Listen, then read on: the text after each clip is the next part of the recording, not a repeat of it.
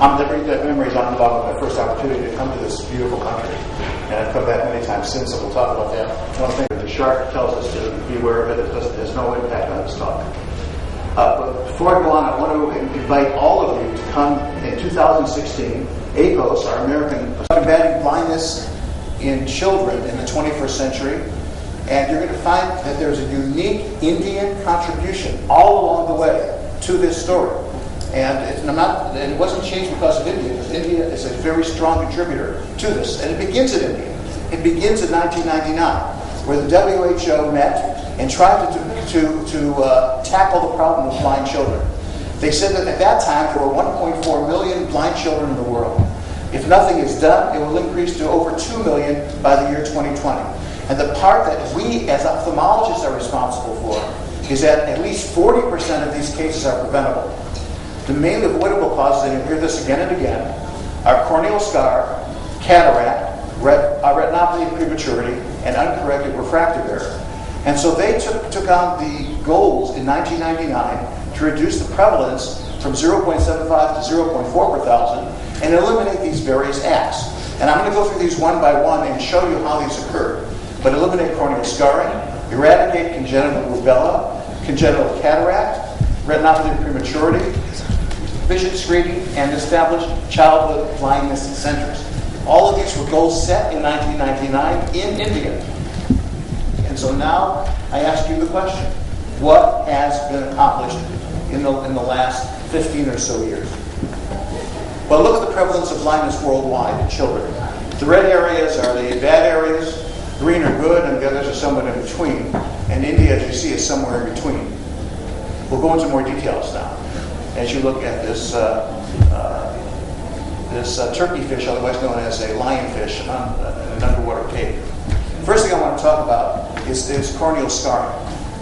400,000 children are blind today from corneal scarring in the world.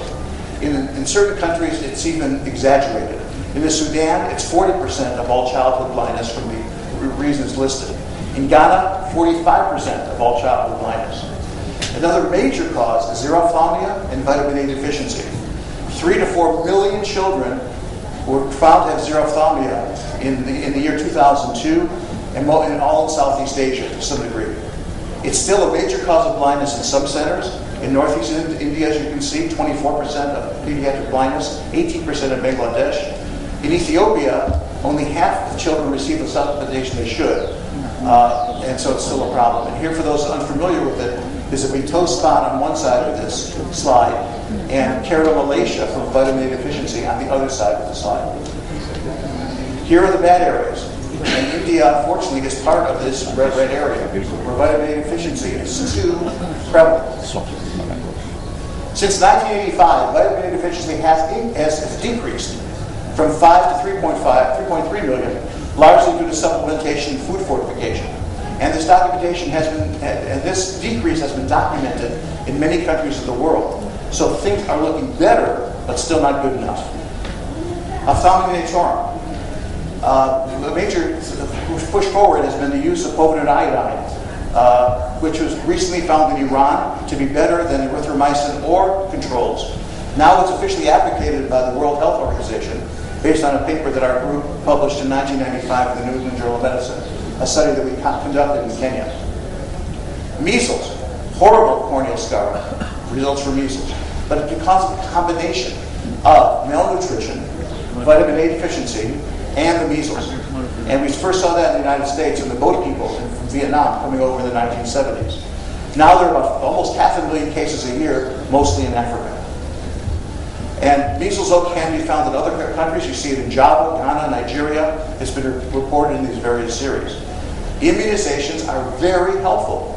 In the Western Hemisphere, there has been no outbreak since the 2005 Venezuela outbreak of measles. However, immunization is not always practiced in many countries, and here you see the incidence of measles plus the immunization. You see it's still around. It's still present.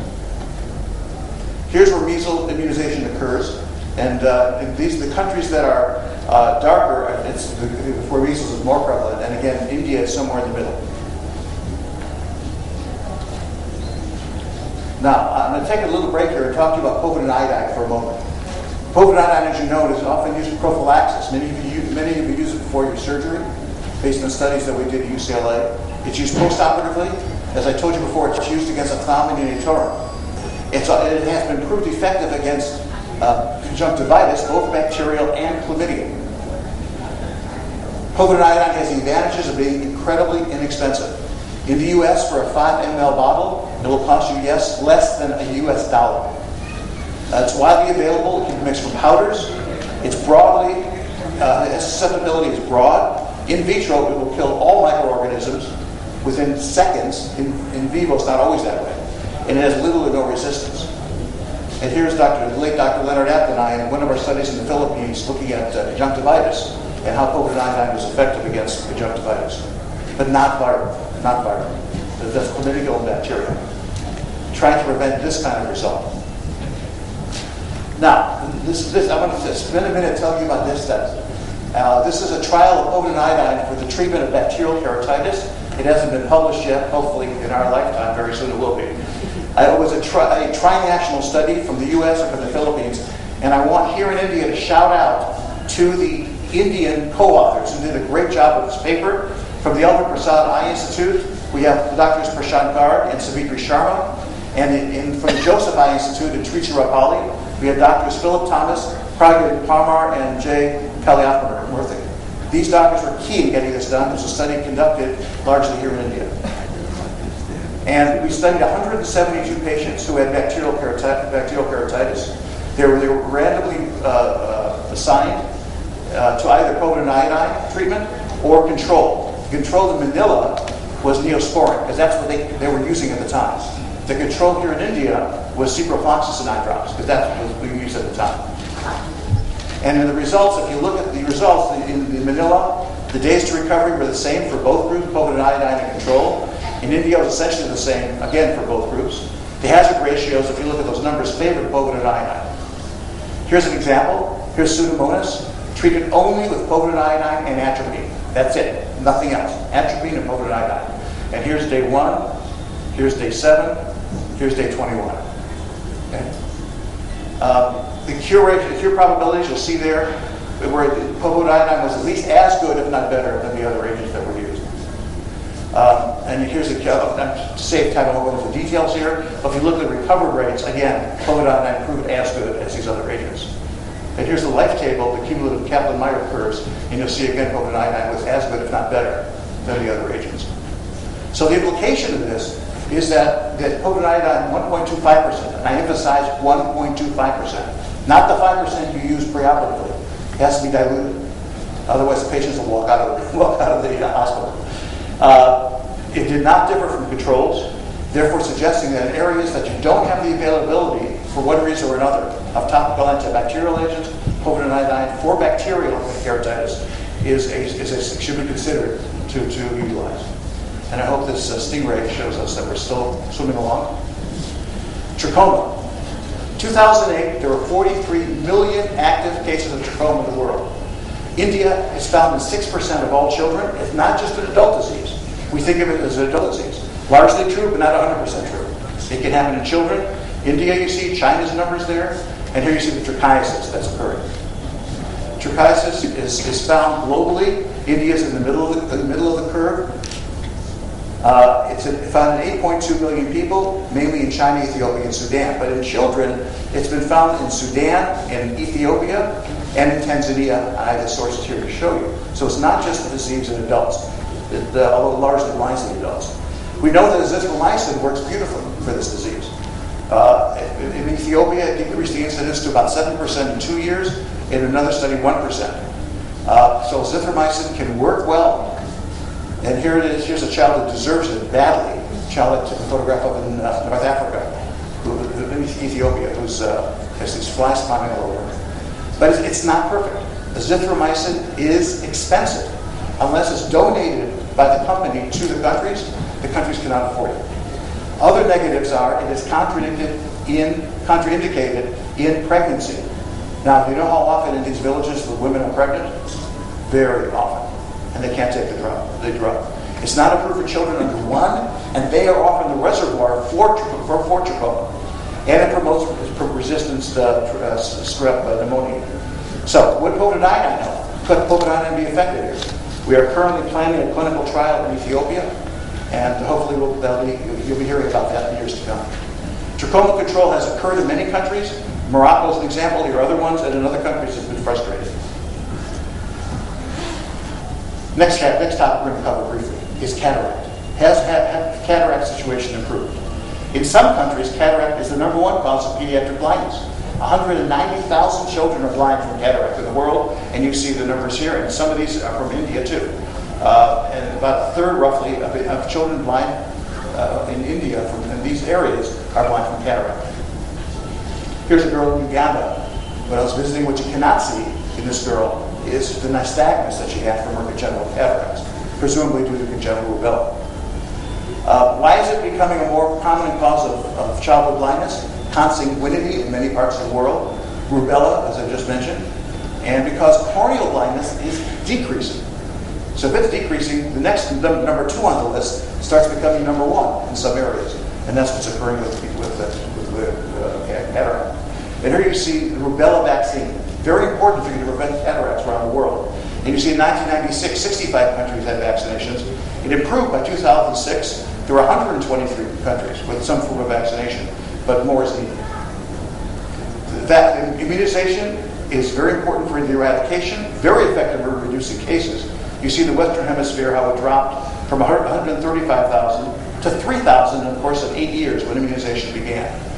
But in some countries, it's less common. In India, my understanding is it's less than 1% because the parents have to pay out of their pocket for immunization of their children against rubella. It's not commonly done unless the patients are pay for it, because that's what I was told. Hopefully you'll correct me if I'm wrong. So what should be done to discourage and reduce cataract? Number 1, try to eliminate consanguinity. In southern India, the study showed that 71% of cases were due to consanguinity. Better screening and immunization against rubella. This blindness occurs when there is inadequate surgical services. Here are 2 studies in Africa that found the main reason that these children weren't treated adequately was because of the distance from their homes to the treating hospitals and poor follow-up. Unlike this slide from India showing how an aphakic child is undergoing retinoscopy to give them the correct contact lenses.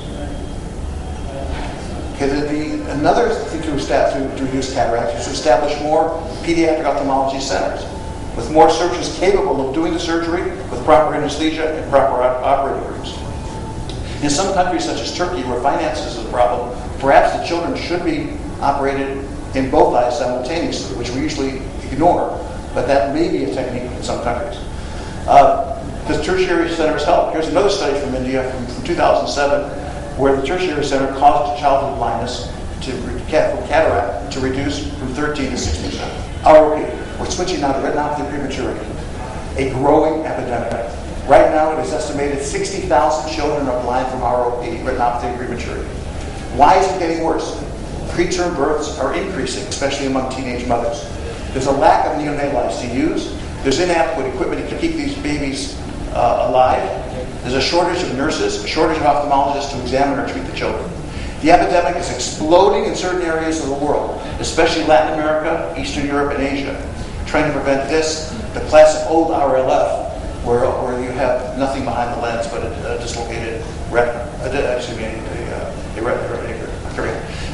So if you divide the world into 3 areas, you'll see, regarding ROP, it's curious how you see this. The areas in black are the areas in which there is no ROP because babies do not survive, who are very premature. The green areas are the areas that the babies do survive and are treated properly. And the red areas are in between. The babies are surviving, but the treatment and screening is inadequate. And that's where the epidemic, as you can see, is occurring. And here's another way to look at it. The former Latin American countries have the bulk, along with the former Soviet Union countries, have the bulk of this disease right now. And India is actually on the lower side. And there have been great strides here in India, especially in screening, which we don't have time to get into. The neonatal ICUs and screening are factors that are very important. In the same country, in Indonesia, you'll see one picture in the rural areas where it's only 1% of pediatric blindness, and in the urban areas, it's 31% of pediatric blindness in the same country. You'll see the same thing in other countries. And look at the bottom. In Mexico, only 21% of ICUs had screening in the year 2004. What are the recommendations? We should stick to the early treatment center recommendations. Developing countries need to have individual screening criteria. Don't depend on the standards coming out of the U.S., coming out of the U.K. Every country should have its own standards. I commend the Philippines. 6 months ago, the Philippines ran through all their data, came up with their own screening criteria based on their own data. Very important that every country do that. Telemedicine has to be developed, because that's, I think, the future in screening, because there's not enough of us to screen the babies. And then the widespread use of anti-VEGF. Anti-VEGF is maybe the way to the future. Avastin is probably available worldwide more than lasers, which makes it more available for treatment. We're still in the development stage to see how it works, because there's a famous study in the New England Journal showing that it was effective. We don't have a good handle, though, on the side effects. We do know, though, that it can recur later. So it's still an open question, but one that we need to explore as time goes on. Uncorrected refractive error. Sounds silly that children who need glasses don't get their glasses. But it's a huge issue. 12 million children don't have glasses that need glasses, with a visual acuity of less than 618. The global prevalence is about 1%. About 1% of all children need glasses and don't have them. It sounds ridiculous in many cultures, but that's the situation. It's just a lack of vision screening. Refractive error correction is unavailable or too costly, and children refusing to wear glasses. The largest proportion is in Asia, as you might imagine, with myopia being so common. China, 2.7% of children, which is a huge number. Tibet, 11%. And here's some numbers showing you can screen them relatively cheaply. You can give it if things are organized. And I commend India for having screening programs in the schools done by the teachers, and the teachers are not paid to do it. India, they do it out of the goodness of their heart. That would not occur in the United States, because all the teachers would scream, "Oh, liability, I might be sued," right? India, that doesn't occur. The teachers do it. It's really a model for other countries, and I commend India for that. And because of miracle, we're worried about the barracuda here that they're going to attack. Tertiary centers have to be established, and they're arising, especially in Africa and Asia, in India and South Africa. And you see the number of professionals there that are needed, but many more are needed. Okay, so let me conclude here by saying, how are we doing? Are we improving? Are things getting better? Here's the report card that you can take home to your family. So when it comes to corneal blindness, are we improving? Definitely improving. Vitamin A use, wider distribution. Measles immunization is growing. Ophthalmic prophylaxis is spreading, especially povidone because now it's so cheap. Even countries like Thailand and others that have a lot of this disease are using povidone. And now, as I mentioned to you before, for keratitis treatment, yes, so hopefully the paper that will come out in the next year, they'll be available in the developing areas. Trachoma prophylaxis is white. Next, how are we doing with congenital cataract? Mixed picture. Rubella immunization is better, but screening and services are still lacking. Next on the report card, how are we doing with ROP? We're doing poorly. Poorly. Worsening in middle-income countries. We need better neonatal health facilities and more health professionals critical for the screening and the treatment of these babies. Next on the report card, vision, screening, and refractive errors, yes. It's improving on a local scale through school systems, through groups that are like the Lions Clubs and such. They're helping with this sort of effort. And the next thing on the report card are child blindness centers. Are we seeing more? Yes, it's slowly improving. It's gradually increasing, but many, many more are needed. So I wanted to congratulate and thank these listed people who are the pioneers in pediatric blindness. I'll let you look at their list from the UK, from America, from other countries, who have been really pioneers in this effort. And just want to let you know that when I told my grandson here that I was coming to India, he was so excited. He was very, very excited. And lastly, I want to thank you for your attention and privately perhaps we should talk about areas to improve in this. Thank you very much.